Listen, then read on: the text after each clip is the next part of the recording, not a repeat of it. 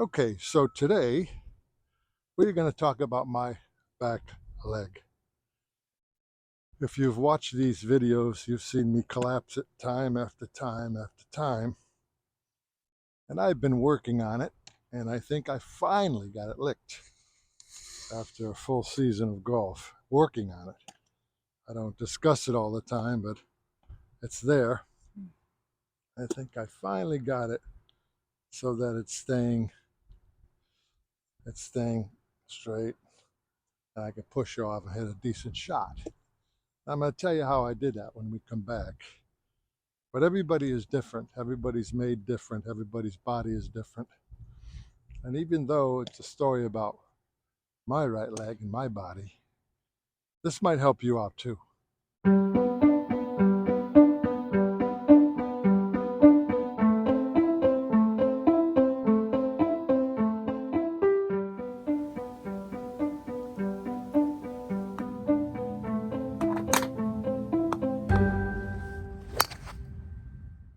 So those of you who know me and you know my site here know that I was born with cerebral palsy. I was very lucky, had a very slight case. And when I was 18 years old, I was a pretty good golfer. You can see that in the video in the beginning of here, this show, you could see me at 18 years old hitting the ball. And you see that my back leg is straight. I make a good move. Somewhere along the line, I lost that. And I've been struggling it for a long time. And this year I vowed to get to the heart of that problem, because you can't break down your back leg or it's going to make you very difficult to be consistent off the tee. Somehow I managed to get by with a pretty good season. But if you're swaying this back leg, it's nothing but trouble. So, watching that video of me when I was 18 years old reminded me that I was open in that address. My hero was Lee Trevino, so I used to open it up, take it back to the outside, turn it back in, and power fade it right down the fairway. That's when I was 18 years old. Now, if you notice, with that open stance, you notice that the back leg is actually not parallel to my line of flight. It's pointed left of it. So both my front foot and my back foot are pointed more toward the left of my line of flight, right? I didn't notice that right away.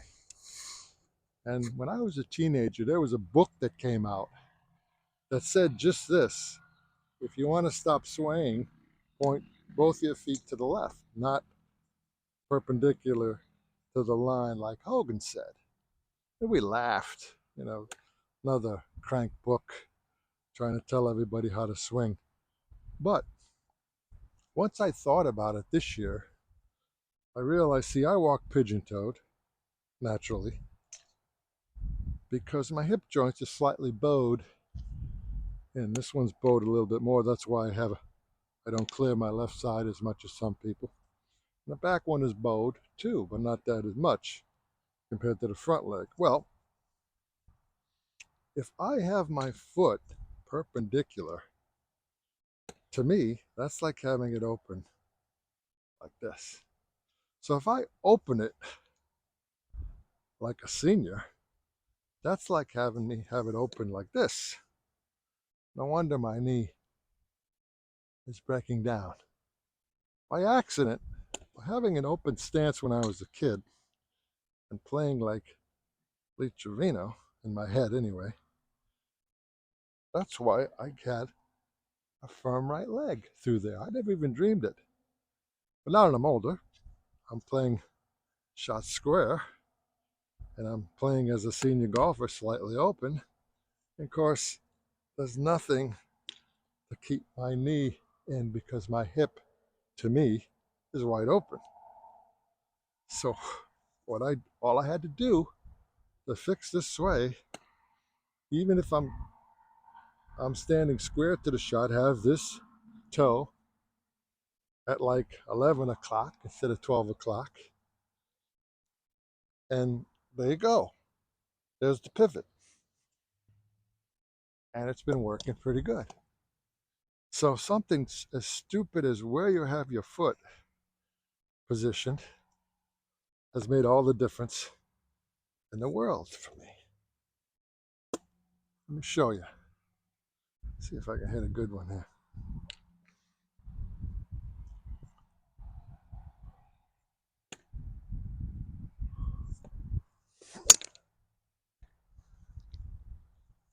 Not bad. It's my first shot of the day. Let me hit a better one than that. Now it's going to feel super strange if you're suddenly turning your back foot in, even though for me, it's what most normal people feel. It feels super, super strange. But here we go. There we go. Much better. So something as stupid as having your right foot in the proper position to keep your leg in there, means all the difference in the world.